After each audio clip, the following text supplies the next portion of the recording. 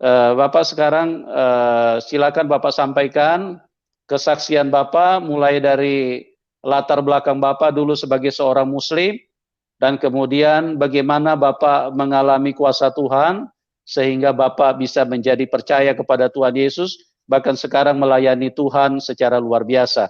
Oke Pak, silakan Pak. Bapak sampaikan, ruang dan waktu saya serahkan kepada Bapak Puji. Silakan Pak. Ya, salam dan selamat malam.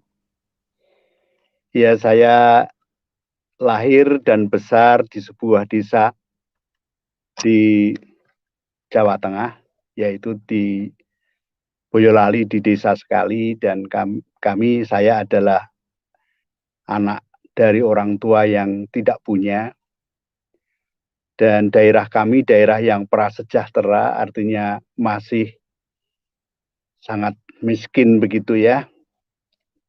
Nah, saya dibesarkan di situ, dan tentunya agama yang ada di daerah saya sana adalah agama Islam, tidak ada agama lain. Dan saya sendiri juga dididik seperti itu, ya, untuk belajar agama, dan siapapun tidak ada yang senang masuk neraka. Dan melalui agama ini saya belajar, terlebih agama ini adalah agama yang terakhir, agama yang menurut guru-guru saya itu adalah agama yang disempurnakan, yang sudah sempurna begitu ya. Nah, pada waktu itu ada semacam seperti kebangunan begitu ya. Ada guru-guru dari luar daerah datang mengajarkan kepada kami, bahkan di tempat ibadah kami itu masih kecil, sangat kecil sekali, sehingga oleh bapak saya diizinkan untuk mengadakan kumpulan-kumpulan, mengajar ceramah-ceramah di rumah saya, karena pada waktu itu rumah saya besar. Saya seperti anak-anak lain belajar biasa membaca, ya memang bukan bahasa saya, ya saya belajar di situ, belajar membaca, ya belajar sembahyang. Kalau sore bersama-sama teman-teman ada di tempat ibadah yang kecil itu, sambil bercerita-cerita, mendengarkan ajaran-ajaran apa itu yang pengajar di desa itu yang orangnya sangat bijaksana. Salah satunya adalah diajarkan bagaimana berbuat baik, bagaimana berbuat amal kepada orang, supaya kelak kalau dihakimi itu perbuatan baik yang lebih banyak begitu. Nah, itulah rutinitas saya pulang sekolah, ya terus sorenya bersama-sama dengan teman-teman, nanti 2 minggu sekali ada ustadz yang datang ke rumah, dan kami semua berkumpul di situ untuk menerima pengajaran-pengajaran yang menurut saya pada waktu itu pengajaran-pengajaran yang membawa kepada hidup berbudi luhur kepada sesama begitu. Ya memang itu yang diajarkan. Nah, pada waktu itu saya sudah menginjak besar, SMP kalau nggak salah, itu ada tetangga desa lain ya yang saya tidak tahu. Saya merasa bahwa seluruh satu kelurahan itu tidak ada agama lain kecuali agama saya. Saya diajak nyanyi bareng, ya. Nyanyi bareng apa, Mas? Mas Puji, ayo nyanyi bareng. Gitu. Nah, saya nyanyi bareng seneng karena saya memang senang mendengarkan radio, nyanyian-nyanyian begitu. Nyanyi apa, Mas? Ya nanti kita belajar bersama-sama nyanyi bareng. Nah, pada waktu itu saya mau, senang saya, ya, senang sekali saya kok ada kesempatan, dan tempat latihan itu jauh sekali ya. Naik sepeda ontel itu kira-kira 1,5 jam ya. Nah, saya sampai di sana banyak sekali orang berkumpul gitu, dan pakaiannya rapi-rapi gitu. Dan saya diperkenalkan nama saya, dan mereka juga memperkenalkan namanya. Sambutan sangat ramah sekali dan baik sekali. putra-putri bergaul akrab begitu. Dan ketika itu saya ditanya, mau ikut nyanyi ya? Ya saya diajak sama saudara ini, saya diajak nyanyi bareng di sini. Oh ya bagus kalau begitu ya, nanti bisa tampil bersama-sama di bulan Desember. Oh gitu. Dan saya tidak tahu sekali. Nah, saya ditanya, mau suara berapa? Suara 1, 2, 3, 4 atau gimana? Waduh, saya nggak ngerti ini ada nyanyi kok ada suara 1, suara 2. Wah, saya nggak ngerti ya. Suara 1 aja kalau begitu ya.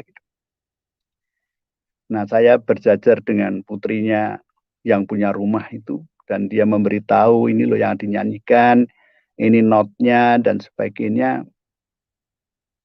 Saya baru mengerti, oh ini ada nyanyian. Tapi pada waktu itu hati saya berdesir karena nyanyian itu ada nama Yesusnya. Ya. Jadi lagunya itu berserah, aku berserah. Gitu. Aku berserah, aku berserah. Itu lagunya itu seperti itu. Jadi teksnya itu aku berserah kepada Yesus, di kakinya ku sujud, nikmat dunia ku tinggalkan, Tuhan terima anakmu. Dan itu lagunya itu berkali-kali ya, karena latihan ya. Saya kadang-kadang kalau terpengaruh suara 2, kadang-kadang saya memperhatikan, ya baru pertama kali itu saya. Kok ada nyanyian berserah Yesus, Yesus itu siapa? Ini dalam pertanyaan saya. Tetapi karena waktu itu ada pembicaraan-pembicaraan baru saya tahu, oh ini orang-orang Kristen gitu. Dalam hati saya kasihan ya mereka itu kok masih punya agama dalam dunia ini, kok agamanya masih itu ya gitu. Tetapi mereka tidak pernah menanyakan kepada saya agama saya apa dan sebagainya. Saya terima begitu saja dengan ramah dan baik. Makan bersama juga berdoa dulu.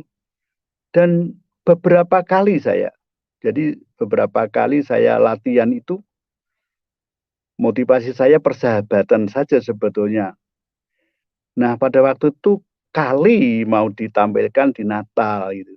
Kali ya, jadi saya waktu itu memang sama sekali tidak tahu, tetapi pada waktu itu bapak saya tahu. Oh Kak, kamu kok pergi ke sana terus ke desa sana terus itu apa yang kamu lakukan? Saya cerita apa adanya. Terus bapak saya bilang, ya kalau ini enggak usah lah, kamu itu kan sudah punya kepercayaan sendiri. Bapak saya dengan sabar memberitahu gitu, dan juga guru agama saya di desa itu, saya enggak boleh itu pergi. Nah pada waktu Desember saya memang terus putus hubungan dengan saudara yang ngajak saya ini, karena memang dirasa tidak pantaslah saya mengikuti nyanyian yang bernuansakan ada Yesusnya gitu kok, berserah pada Yesus. Padahal di rumah itu saya nyanyikan, seringkali saya nyanyikan, mungkin bapak saya mendengar nyanyian kok aneh gitu. Nah ketika itu saya memang sudah agak lama putus, terus saya sekolah lagi, melanjutkan lagi.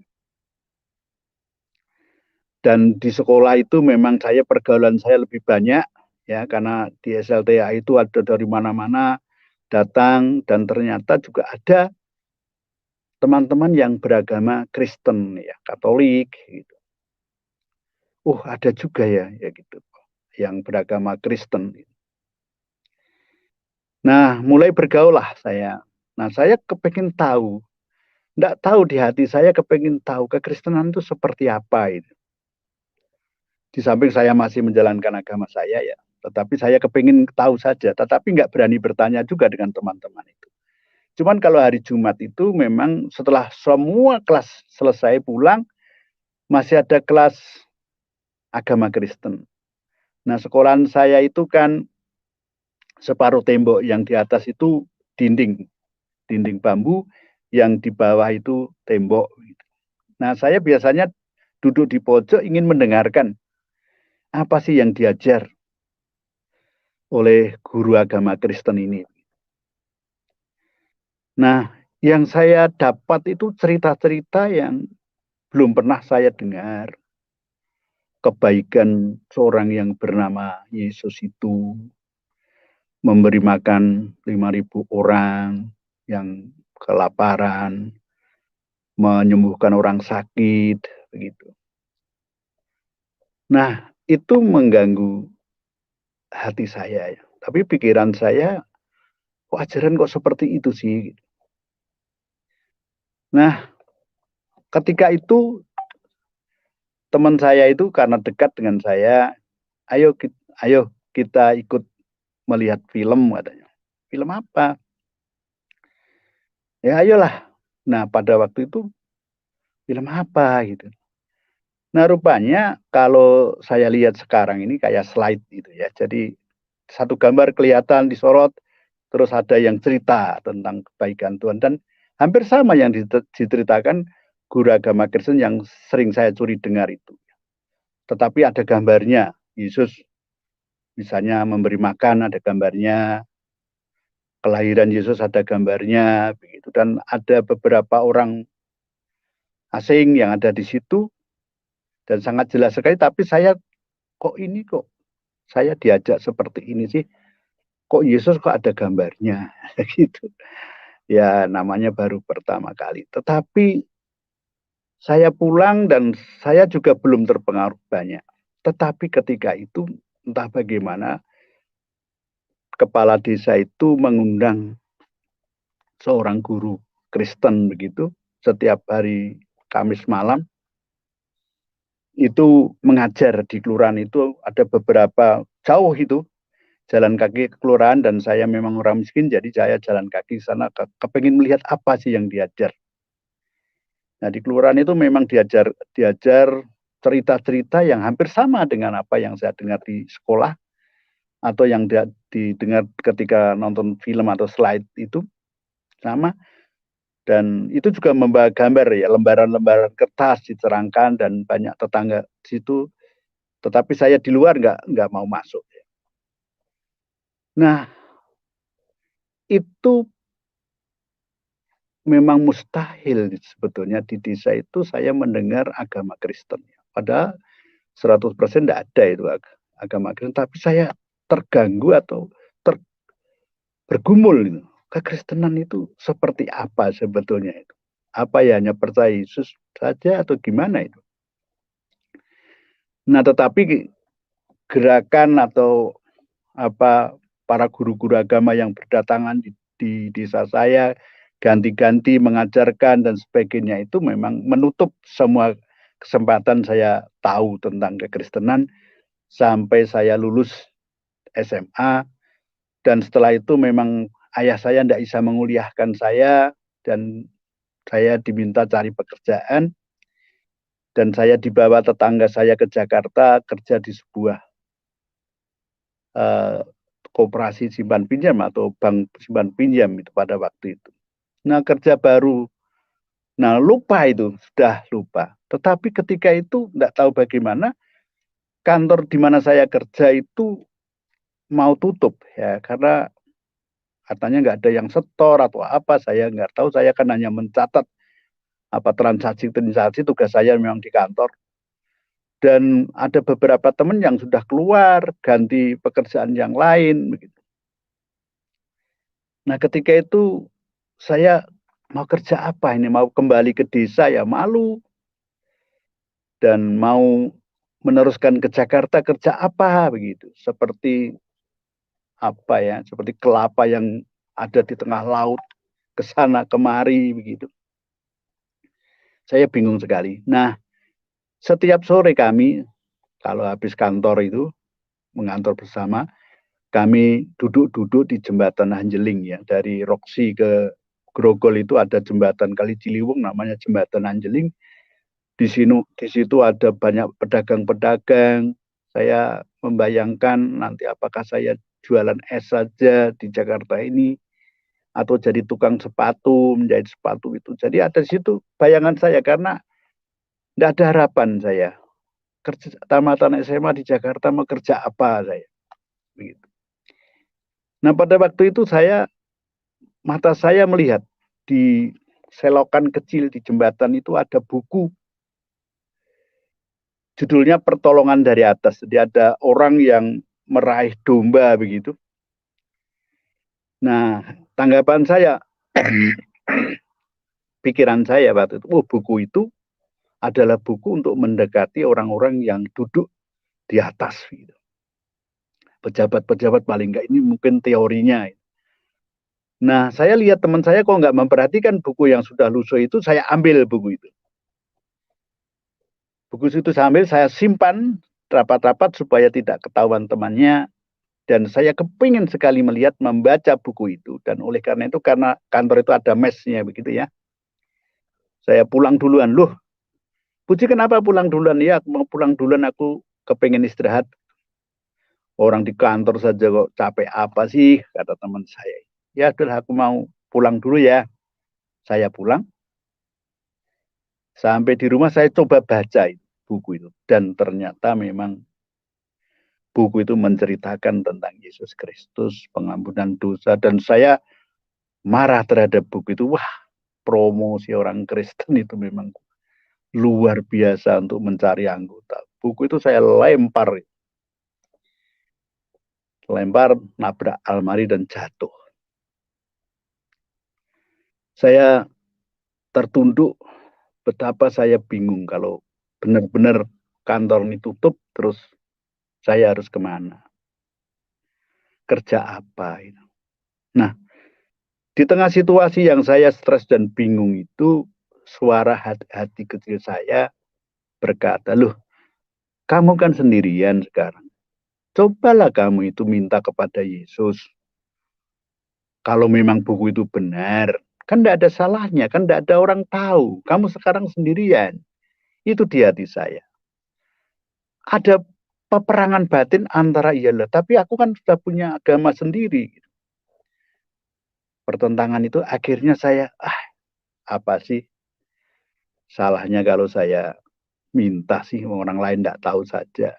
Nah, saya buka pintu dan di kamar atas itu kan ada tingkat itu ada teras yang seringkali dipakai santai saya ketika saya belum masuk kantor. Disitulah saya menghadap ke langit dan saya minta, Yesus, kalau benar kamu itu penolong, juru selamat, selamatkan aku, kira-kira begitu.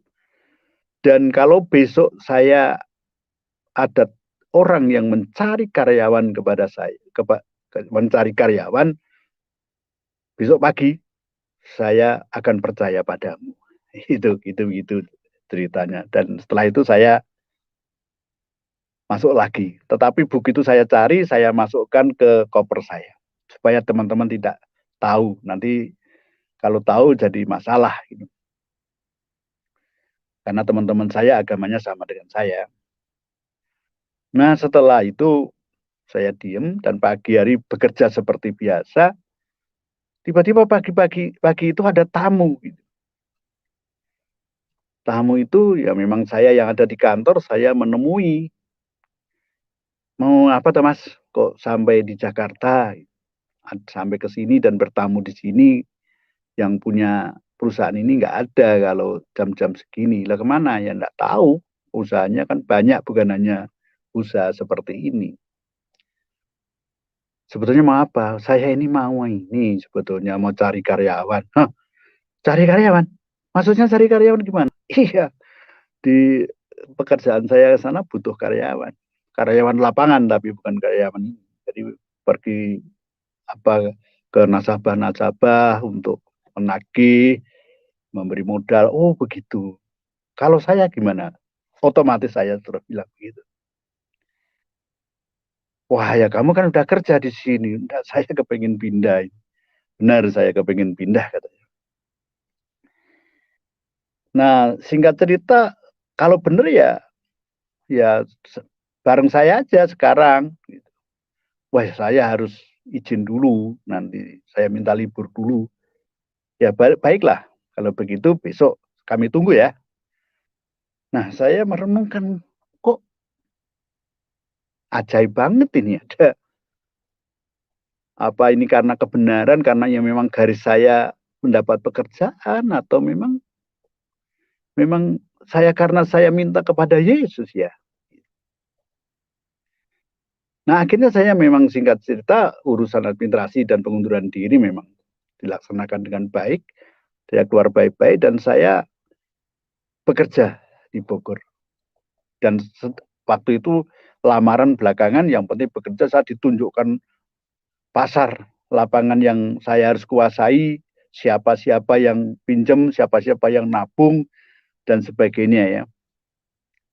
Dan saya melihat bayarannya lebih tinggi dibanding dengan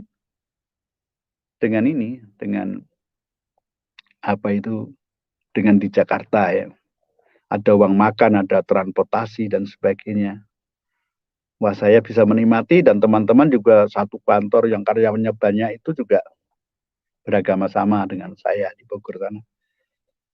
Tetapi saya juga punya radio ya. Radio yang pada waktu itu sering saya mendengarkan dari siaran-siaran luar negeri yang berbahasa Indonesia dari Australia. Dan pada waktu itu saya menemukan siaran radio Manila yang menyiarkan tentang kekristenan. Dan di situ ada alamatnya.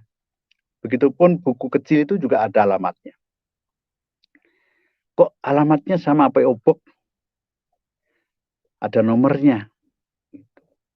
Dan siaran-siaran itu juga ada nomornya. Dan saya mencoba menulis surat pertanyaan-pertanyaan yang pada intinya mau diskusi, kepingin juga orang yang siaran itu ngerti bahwa apa yang diberitakan itu agama dah kuno ya. Jadi bukan agama yang disempurnakan yang saya anut.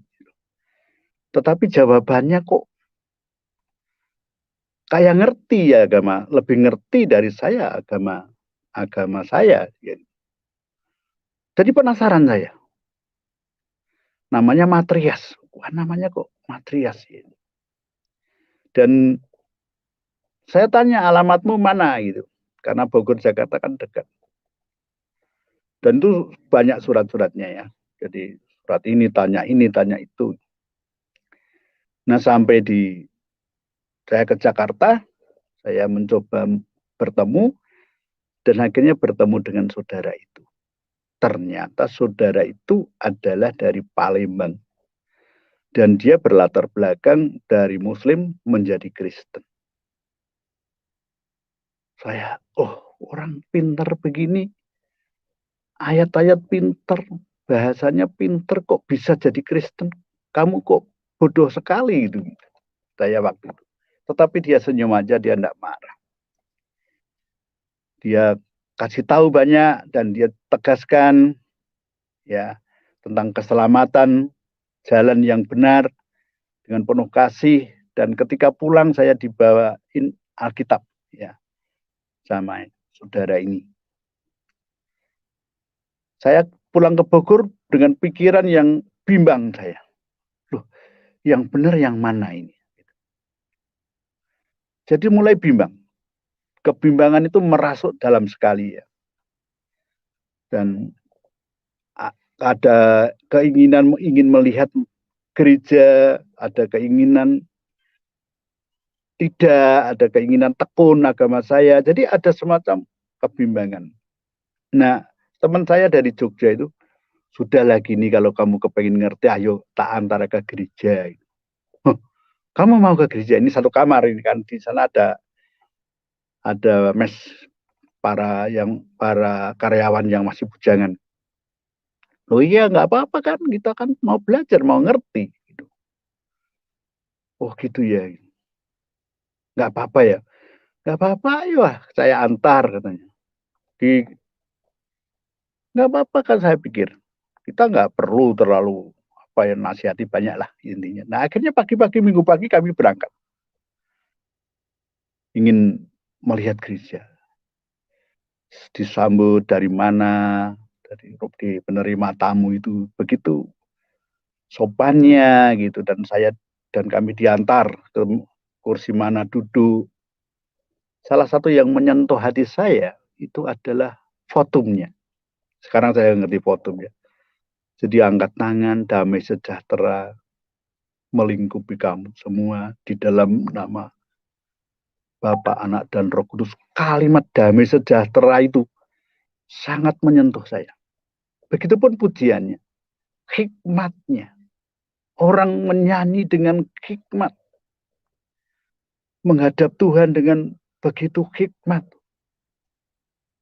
Saya sangat tersentuh sekali. Dan khotbah Pak Pendeta juga. Nggak ada di situ kebencian. Kasih, pengorbanan, perhatian.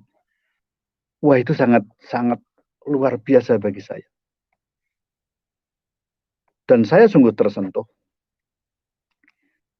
Nah, satu kali itu, hanya yang menjadi ganjelan pada waktu itu, loh, setelah dengar khotbah kok ada kantong merah, hitam, hijau, keliling. Oh, kalau di kekristenan itu harus bayar.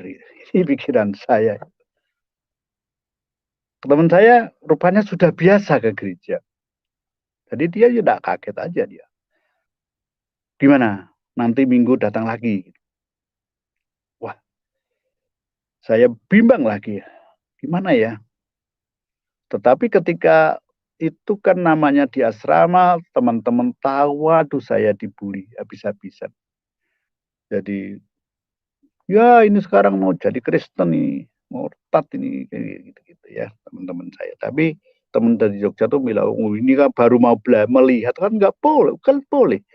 Negara kita kan diizinkan agama 5 itu. Ayo kita coba lah belajar aja kok. Tetapi saya mulai bimbang. Bimbang, dan teman saya itu ngajak lagi, ya ikut lagi. Nah, itulah saya mulai bimbang, yang benar yang mana. Apakah Kristen atau agama saya lama? Akhirnya saya meninggalkan sholat, saya juga tidak ke gereja. Saya terus mulai suka begadang, suka minum. Jadi sudahlah, kayak orang stres, depresi, bingung. Kalau tanya dari ke Jakarta telepon, jawabannya pasti ini. Kalau teman-teman yang di kantor, jawabannya itu. Gitu. Akhirnya memang saya udah gak pedulilah, terserahlah. Saya mulai pulang malam, jalan malam, yaitu, dan rupanya ada dampak di dalam tubuh saya. Di Bogor itu kan udara dingin. Kalau malam, sering keluar malam, maka saya kena paru-paru basah. Sesek bernapas saya itu, kalau bernapas sesek sekali, dan kantor sudah mengobatkan banyak sekali. Dan akhirnya memang saya tidak kuat jalan, karena sakit itu. Kalau jalan harus dituntun, karena napas itu kalau naik, dikit kan kantor saya turun gitu naik. Wah, itu berat sekali, dan akhirnya sama pimpinan diputuskan pekerjaan-pekerjaan saya digantikan orang lain, sementara saya diizinkan berobat, dikasih pesangon 3 bulan gaji, dan pulang ke Boyolali. Sedih sekali saya, bahwa akhir daripada petualangan perantauan saya berakhir membawa sakit, tidak membawa berkat, tidak membawa uang untuk keluarga, untuk orang tua. Saya sakit. Dan orang tua saya membawa kepada orang yang dianggap pintar, dukun, di lereng Gunung Merapi sana, yang katanya bisa melihat 7 sab bumi, bisa dilihat, apalagi paru-paru. Dilihat paru-paru saya, singkat cerita, ramuan apapun yang diberikan, yang kami minum, tidak pernah menyembuhkan, semakin parah. Saya sudah tidak kuat jalan. Kalau naik, kalau jalan datar masih. Adik-adik saya mendorong saya kalau naik. Akhirnya ada tetangga jauh mendengar mungkin begitu. Dia bilang sama bapak saya, oh ini penyakit yang seperti ini harus dibawa ke Jogja. Ke Jogja. Terus apa yang untuk membayar? Ya kalau mau selamat, kalau anak ini mau mati ya silahkan, kata tetangga di jauh itu. Karena rupanya dia mantan pegawai di Jogja sebagai perawat. Akhirnya saya dibawa ke Jogja, baru datang periksa, belum sampai periksa langsung dokter katakan harus masuk oknam dan masuk ruang isolasi pada waktu itu. Saya diimpus juga, saya dikasih oksigen, sudah saya rasanya sudah mau mati saya. Udahlah, saya pasrah dan saya baca yang saya bisa ya. Ayat-ayat dan sebagainya yang saya bisa agama sama lama. Saya nggak ingat ketika itu tentang Yesus. Tetapi di rumah sakit itu setiap Sabtu ada vokal grup seperti nyanyi-nyanyi begitu. Tetapi saya sudah dipesan sama bapak saya kalau nanti diajak berdoa supaya tidak maulah. Ini orang Kristen, kalau diajak berdoa kamu punya doa sendiri begitu ya. Bapak saya bilang begitu pesannya. Jadi ketika pemimpin pujian itu datang memberitahu saya untuk didoakan, saya punya doa sendiri ya, walaupun napas saya tersengal-sengal. Nah, masuklah orang baru, kamar isolasi itu dipakai 2 orang, jadi dimasukkan situ ngobrol ya gitu ya, berbincang-bincang banyak hal. Ya, dia juga sama seperti pesan bapak saya. Bapak itu bilang kalau didoakan jangan mau gitu. Nah, tetapi yang saya terkejut ketika sesudah ngobrol sama saya mau tidur, dia keluar itu dari telinga, dari hidung, dari mulut keluar muntah, putih, jernih. Dan tidak lama saya colong penyet bel itu, para datang semua ke situ mencoba menolong, menekan-nekan dadanya untuk bisa kembali, tetapi bapak itu akhirnya meninggal dunia. Loh, datangnya kelihatan segar, meninggal. Dada saya berdesir. Wah, saya juga mungkin tidak lama ini. Bapak saya udah pulang, jadi memang kami nggak dijaga sendirian di rumah sakit, karena memang untuk jaga juga makan harus beli, uang dari mana juga gitu. Nah itu yang terjadi, pengobatan terus dicoba dirawat dengan 1 hari, 2 hari, 3 hari, sampai sebulan belum ada perubahan. Lagi datang lagi jam 9 malam, pasien baru di samping saya lagi. Ngobrol sedikit dengan saya, walaupun dengan terbata-bata. Ternyata bapak itu juga mengalami nasib yang sama. Dan dari jam 9 itu kematian dia sampai jam 3 pagi belum dibawa ke kamar mayat. Jadi saya semalam tidur bersama mayat itu. Tetapi saya tidak takut, aku mau mati. Kalau mau mati itu kemana saya? Ini pertanyaan saya. Nah, terakhir itu ada vokal grup dan saya memang tidak mau didoakan oleh pemimpin pujian itu, tapi pemimpin pujian meninggalkan kitab kecil. Kitab kecil itu. Dan entah bagaimana saya mau menerima, dan kitab saya yang memberikan teman saya di Jakarta itu juga tertinggal di Bogor, entah di mana saya juga nggak tahu. Rasa mau mati itu sudah tidak bisa ditahan, dan ketika bapak saya datang menengok, mungkin melihat raga saya sudah tidak bisa diharapkan. Jadi dia hanya bicara sebentar, terus itu tidak bisa nunggu lama, beliau pulang lagi, ya. Hanya nunggu sehari saat pulang. Tetapi mungkin bapak sudah tidak punya harapan saya hidup.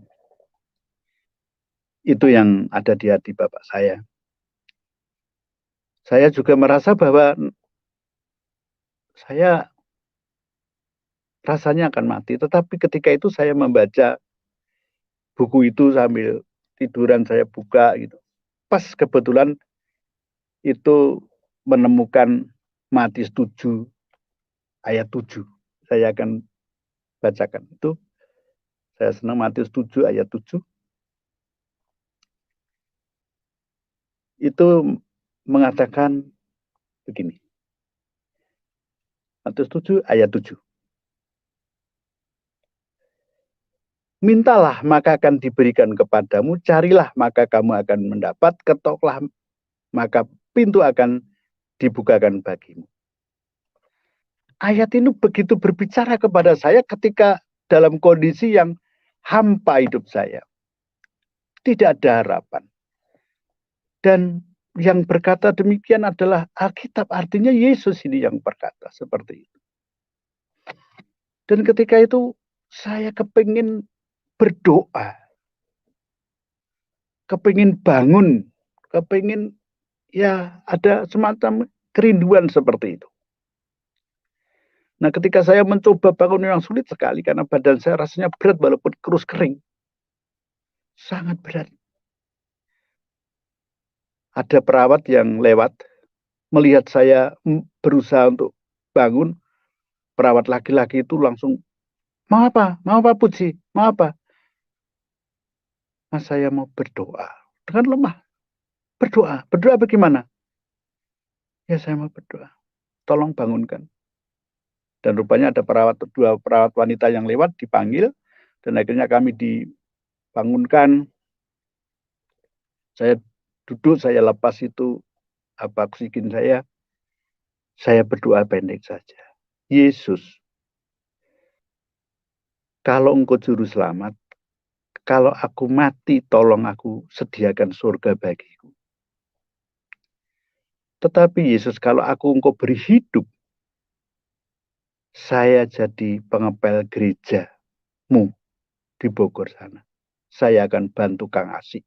Koster gereja sana namanya Asik. Amin. Saya mau tidur lagi.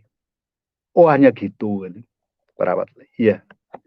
Saya tidur. Entah bagaimana, ketika saya tidur itu, malamnya itu saya tidur nyenyak sekali. Saya bisa tidur yang selama ini belum pernah bisa tidur. Dada sesek. Kalau dinaikkan bantalnya, rasanya pusing. Kalau ditidurkan napasnya sulit. Itulah saya.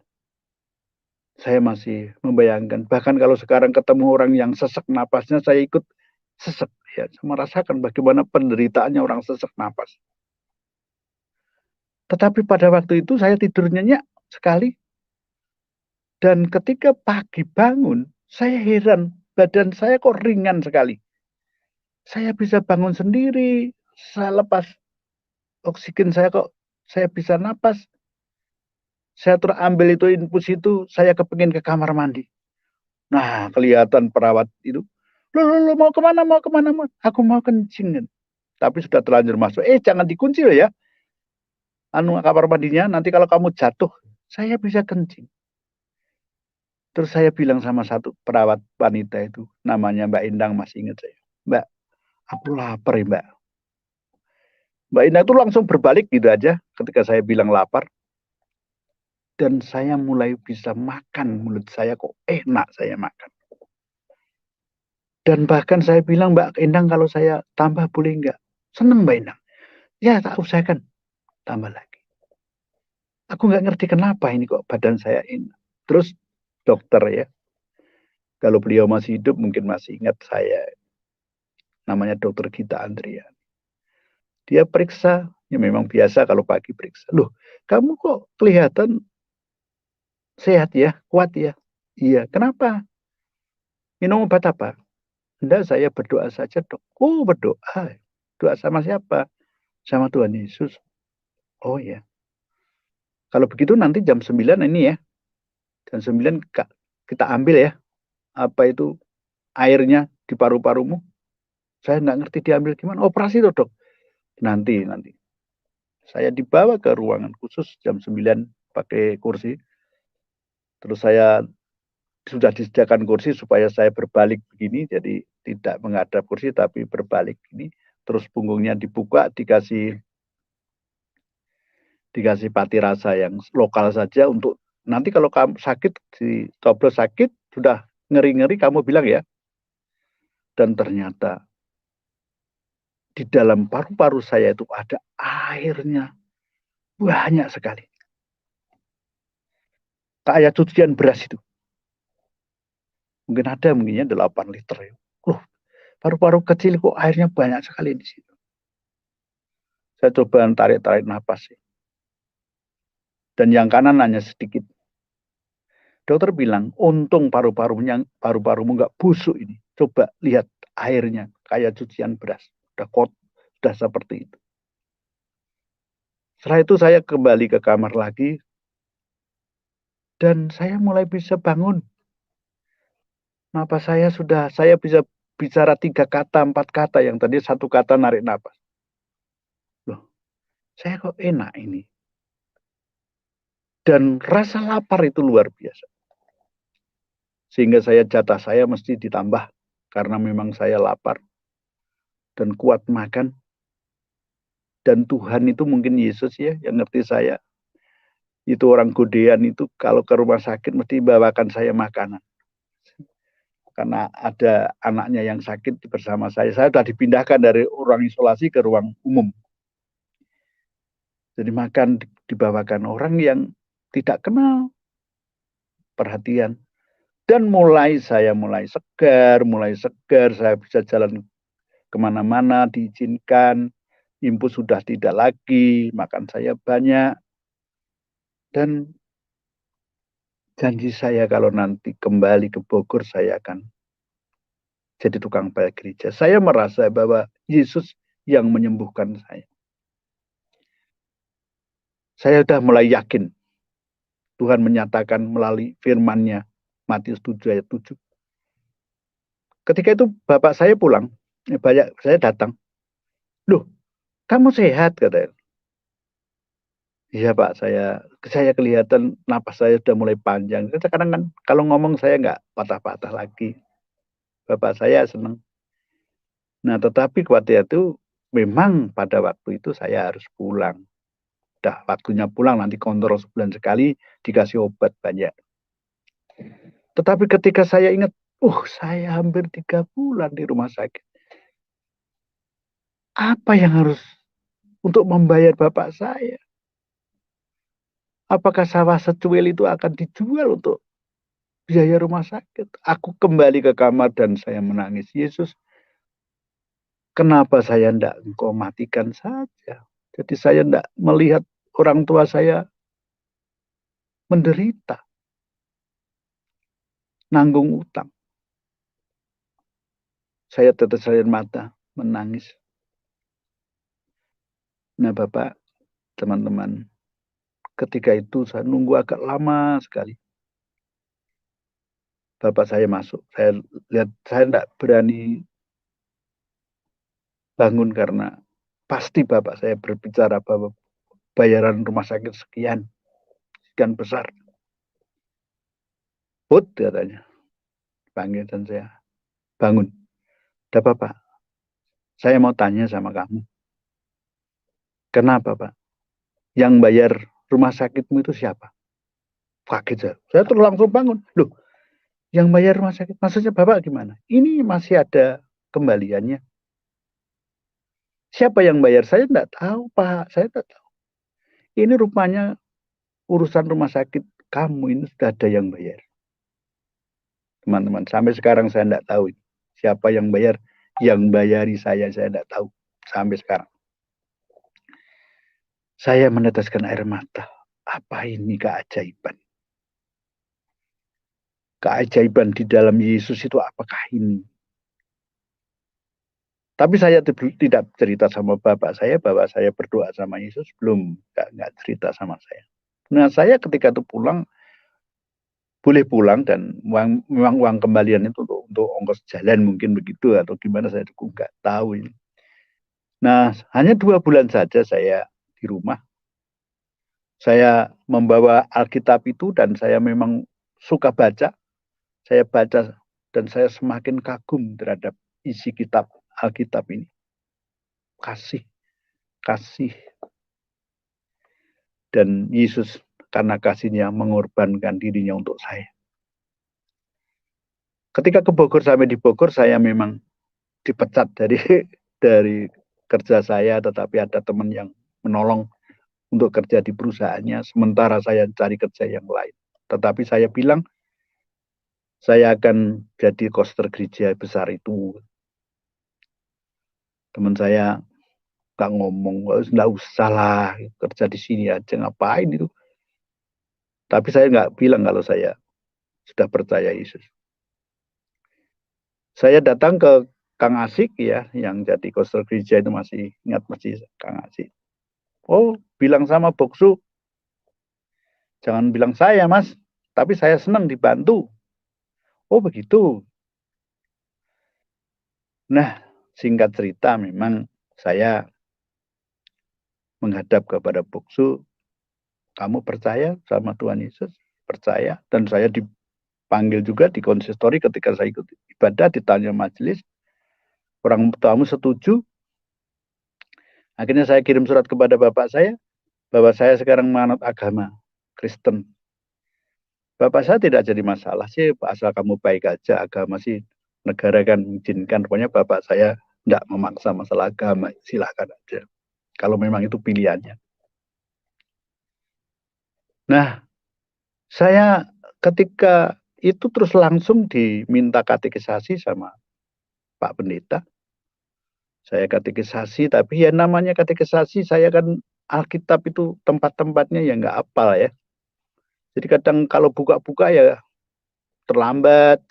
Saya harus cari judulnya dulu, di mana halaman berapa, seperti itu. Kadang-kadang ya memang diketawain karena aku. Nah rupanya saya dibaptis di gereja itu di Bogor, dan seorang pendeta yang membimbing saya, dan dia bilang begini, kamu supaya pintar buka Alkitab itu harus sekolah Alkitab. Sekolah Alkitab di mana? Kamu tamatan apa sih? Kok mau jadi koster itu? Saya tamatan SMA, Pak. Ya udahlah, jangan keamanan, belajar Alkitab aja. Dan rupanya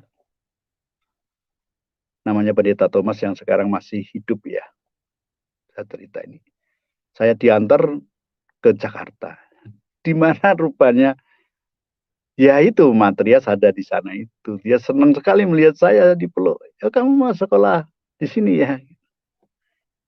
Sekolah diketemukan sama pimpinan sekolah itu dan diterima, saya sekolah.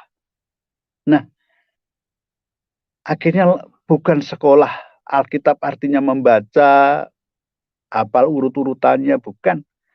Di situ ada berbagai macam, dan yang menguatkan saya percaya bahwa ada dosen di situ, itu namanya Pak Hamran Hamri. Wah, saya baru tahu bahwa kebenaran di dalam Yesus Kristus dengan didukung agama saya yang lalu. Saya dibimbing Pak Hamran Hamri dengan penuh kasih, saya diajak ke rumahnya, dan saya diberi tugas-tugas pelayanan. Pak Hamran Hamri luar biasa. Dan saya sungguh cukup mengerti. Nah inilah kesaksian saya bagaimana Yesus mengasihi saya, memilih saya untuk menjadi muridnya. Dan bukan karena saya mencari Yesus. Yesuslah yang mencari saya. Saya dipilih, dan kalau namanya dipilih, tidak bisa kemana-mana. Garis hidup saya memang seperti ini. Terima kasih Pak Yusuf sudah memberi kesempatan kepada saya. Haleluya. Luar biasa Pak. Tuhan Yesus dahsyat. Tuhan Yesus baik. Tuhan Yesus sangat baik kepada siapapun. Ya. Apa yang terjadi dengan Bapak Pujianto, sebuah karya kehidupan yang Tuhan hadirkan di dalam kehidupan kita, sehingga ini benar-benar bisa menjadi sebuah kesaksian yang bisa menuntun banyak orang untuk mengenal siapa Yesus itu sesungguhnya. Bahwa dialah Tuhan yang baik, dialah yang menciptakan Bapak Pujianto, dialah yang menciptakan Anda semua, dialah yang menciptakan saya, dialah yang menciptakan langit dan bumi. Dan firman Tuhan ini sekali lagi saya katakan, ini bukan segudang kata-kata, tapi ini adalah firman yang hidup, ini kehidupan. Apapun yang tertulis di sini itu hidup. Jadi kalau kita baca dan kita mempercayai, ini dia akan menjadi realita, dia akan menjadi sebuah kehidupan di dalam kita.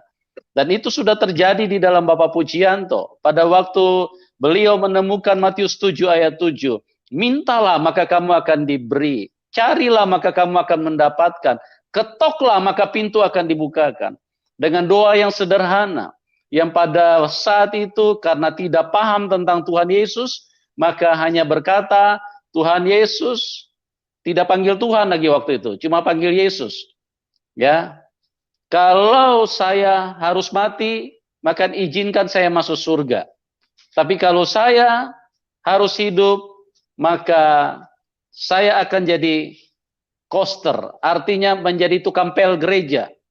Dan itulah Tuhan Yesus yang Tuhan, benar-benar Tuhan. Ya, jadi dia bukan hanya sekedar tulisan, dia firman yang menjadi manusia. Pada mulanya adalah firman, firman bersama dengan Allah, dan firman itu adalah Allah. Yohanes 1 ayat 1. Yohanes 1 ayat 14, firman telah menjadi manusia dan tinggal di antara kita. Inilah firman, tinggal di antara kita. Kalau kita baca, kita percaya, maka firman itu akan hidup di dalam kita. Itu akan termanifestasi, akan terrepresentasikan di dalam hidup kita. Saudaraku, Tuhan Yesus mengasihi siapapun Anda. Dengan kasih-Nya, Dia ingin menolong Anda. Dia ingin menolong kita semua. Maka Tuhan berkata di dalam Matius 11 ayat 28, marilah kamu yang letih lesu dan berbeban berat. Aku akan memberi kelegaan kepadamu. Ya, Tuhan Yesus Tuhan yang sangat baik.